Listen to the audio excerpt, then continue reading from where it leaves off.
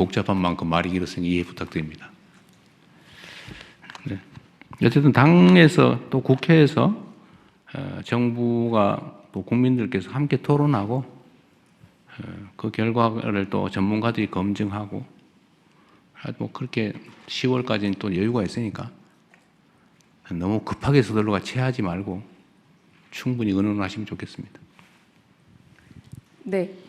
이번에는 대통령께서 혹시 한번 지목해 주시면. 아니 난 뭐 내가 하면 편파적이라 할 것 같아요. 네. 그러면 저기 황영기 기자님, 홍영희 기자님, 네. 네, 안녕하세요. 저 YTN 홍민기 기자입니다. 한일 관계에 대해서 좀 질문을 드리고 싶은데요. 취임 이후에 일본까지 셔틀 외교는 어느 정도 궤도에 올랐다고 보이는 것 같습니다. 이번 회담에서 이제 과거사 문제로 조세희 탄광 문제 언급하신 것도 좀 인상 깊었는데요. 이제 접근하기 쉬운 과거사 문제부터 좀 풀어보겠다는 의도로 읽혔습니다. 네, 그렇다면 일본군 위안부나 강제징용 피해자 배상 문제 또 독도 문제 같은 상대적으로 좀 복잡한 과거사 문제에 대해서는 지금 논의가 오가고 있는 게 있는지 혹은 어떻게 접근하실지 말씀 부탁드립니다. 개인 간 관계도 좋아하는 점, 싫어하는 점 있죠.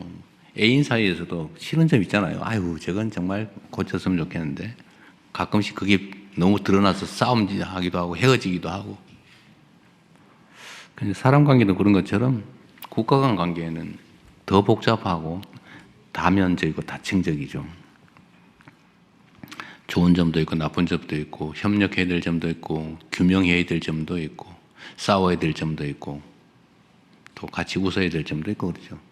근데 하여튼 한일 관계든 뭐 한중 관계든 뭐 어떤 관계든 간에 좋은 측면들을 잘 키워가고 유익한 점들을 더 확대 발전시키고 좀 부정적인 측면, 좀 어려운 측면들은 잘 관리하는 게 중요합니다. 어느 한쪽에 매달려가지고 다른 쪽을 희생시킬 필요는 없죠. 근데 정치를 하다 보면 그런 유혹이 많아져요. 저는 그러면 안 된다고 생각해요. 더군다나 저는 더 이상 선거가 없는 사람이잖아요. 그리고 국민을 또 국익을 대표해야 되는 사람이기 때문에 어떤 게 가장 대한민국 국익에 부합한가, 대한민국 국민의 삶에 더 도움되느냐를 따져봐야죠. 독도 문제, 위안부, 강제징용 뭐 다 중요하죠. 과거사 문제, 영토 문제. 그러다 그걸 전면에 내세워서 싸우자고 가면 아마 국내 여론 결집에 도움이 될지도 모르겠어요. 그러나 그게 궁극적으로는 국익에 더 도움되지는 않는다. 플러스 마이너스를 종합적으로 해봤을 때. 하나씩.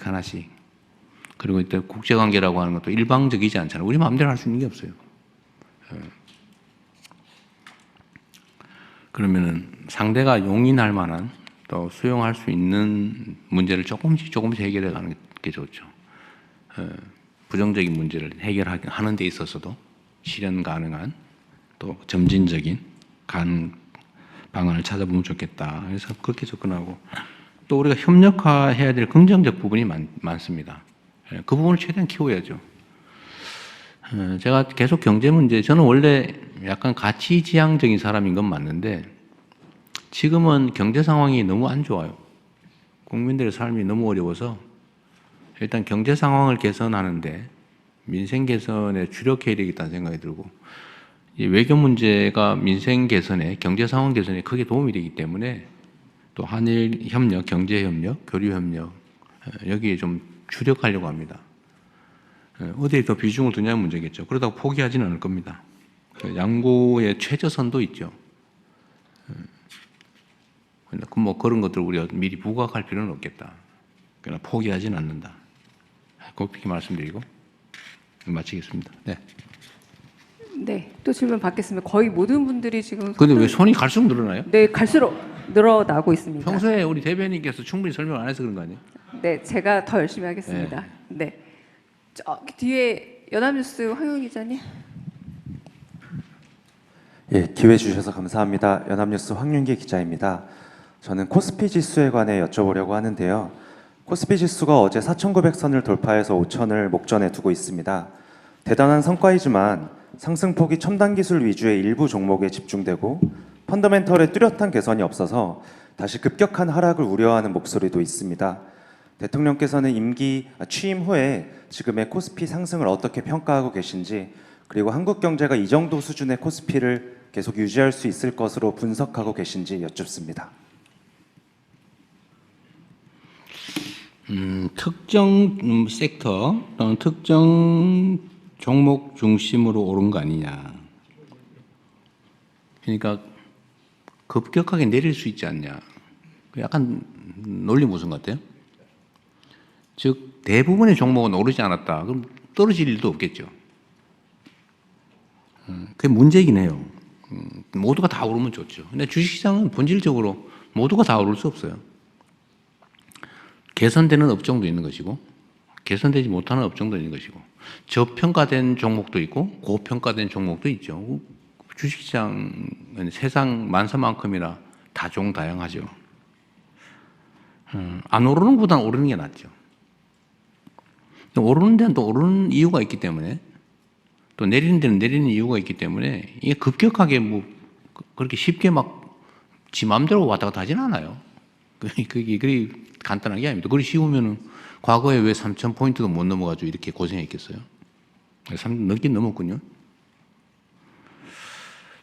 저는 코스피 지수가 앞으로 어떻게 될 거다라는 걸 예측할 수는 없어요. 저도 모르죠. 전문가들도 못 맞히던데. 그러나 기본적인 얘기는 할 수 있어요. 제가 선거 전에 드렸던 말씀 그대로입니다. 대한민국은 저평가되어 있다. 객관적 지표상 명확하다 그거는. 보통 한 절반에 가깝게 저평가되어 있다고 얘기했죠. 지표도 그래요. 예를 들면 뭐 핵심적인 지표가 주가 순자산 지수 PBR이라고 그러나요? 누가 PBR, PER 잘못 말했다가 엄청 혼나고 있던데. 뭐 그럴 수도 있지 그거를.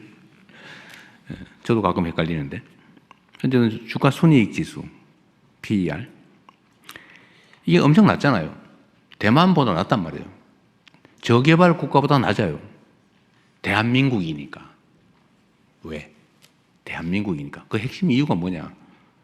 제가 그거는 제 나름대로 분석한 이유는 몇 개가 있죠. 첫째, 한반도의 평화 리스크.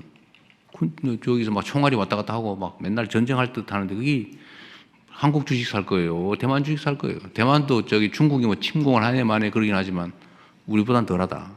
뭐 차라리 뭐 일본 거 사죠. 예를 들면 미국 거 사지. 이 평화 리스크. 두 번째로는 저 한국 주식은 못 믿겠더라.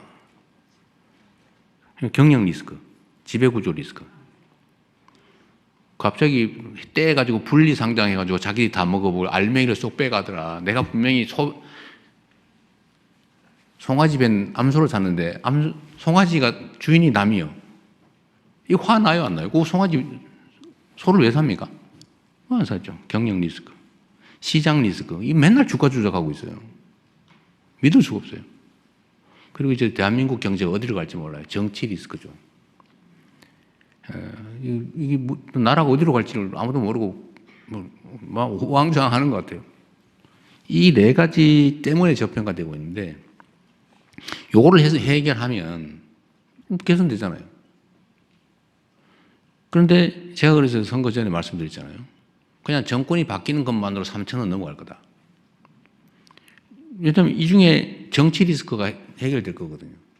그리고 혹시 평화 리스크가 그것도 뭐 전쟁하자고 그러고 막 무인기 띄우고 무슨 전투 헬기 막 국경선에 막 왔다 갔다 떼지어 왔다 갔다 하고 막 이거 안 할 거 아니에요. 그다음 지배구조는 고칠 가능성이 있는데 주가 조작은 혹시 규제될 수도 있는데 이런 기대만으로 3,000 넘어갈 거다. 3,000 넘잖아요. 대신에 이 네 가지를 지금부터 집중적으로 정부가 하지 않습니까? 진짜 주가 조작하면 집안 망한다는 걸 확실히 제가 보여줄 거예요. 근데 그냥 주가 조작하는 사람 정신 차리라니까요. 우량주 장기 보유하세요. 그 정신에. 그러니까 이거 없어진다. 경영 지배 리스크 그거 없애야죠. 공정하게. 한 주를 가진 주주나 100주를 가진 주주나 한 주에 대해서는 똑같이 취급한다. 이거 확실하게 보여주면 매수가 늘어나겠죠. 지금 하고 있잖아요. 법도 바꾸고 제도도 바꾸고 평화 리스크 지금 무슨 저자세니 뭐 이런 소리 많이 하던데 그럼 그 자세를 한 방 뜰까요? 북한하고? 그 바보 같은, 그것도 신문 사설이라고 그런 걸 쓰고 있어요. 예? 그 자세로 한 판 붙어줘, 그냥? 그럼 경제 망하는 거예요. 누구 말대로 가장이 뭐 성질 없어서 그냥 직장 열심히 꾸벅꾸벅 다닙니까? 다 삶에 도움이 되니까. 참을 건 참고 또 설득하고 다독거리면서 이렇게 평화적인 정책을 취해 나가면 이것도 앞으로 계속될 거니까요. 이런 리스크가 줄어들잖아요. 똑같이 평가만 돼도 여러분이 계산해 보세요. 근데 그 숫자를 말하기는 좀 그래서 제가 4천 얘기를 했던 거예요. 근데 5천 얘기는 솔직히 아니고 5천을 바라보는. 근데 5천을 넘게 생겼어요 지금. 근데 거기는 요인이 있죠. 우리가 예측 못했던 게 있어요. 인공지능과 반도체 분야에 예측 못한 정도의 화랑이죠. 그건 예측 못했던 거예요. 근데 그 부분이 집중적으로 지금 영향을 미치지 않습니까? 그래서 5천을 넘어가네 만에 그러고 있는데 오늘 아까 보니까 떨어졌던데 많이 안 떨어지더라고 보니까. 속이 말해서 대기 매수세가 엄청 있다는 거 아니에요. 어제 밤 분위기로는 확 떨어졌어야죠. 그죠? 어제 미국장이나 국제정세에 비춰보면 대폭락을 했어야 되거든요. 지금 얼마 떨어졌는지 모르겠는데. 하여튼 그게 우리 장의 지금 현재 상황이죠. 그리고 저는 이게 주가를 뭐 인위적으로 부양하는 게 아니고 정상화가 중요하다고 본 게 제가 그때도 선거 전에도 말씀드렸던 건데 국민의 재산을 늘리는 겁니다. 국가의 부를 늘리는 거예요. 대한민국 기업이라는 이유로 똑같은 기업이 왜 싸구려 취급을 당합니까? 아니, 똑같은 금 한돈 반지인데 이재명이가 가진 거는 2만 원이고 저분이 가진 거는 5만 원 또는 저분이 가진 건 80만 원이에요. 왜? 말이 안 되잖아요. 가난하잖아요. 제 가격 받아야지. 내가 가지고 있는 반지가 한돈짜리인데 이거 80만 원짜리야.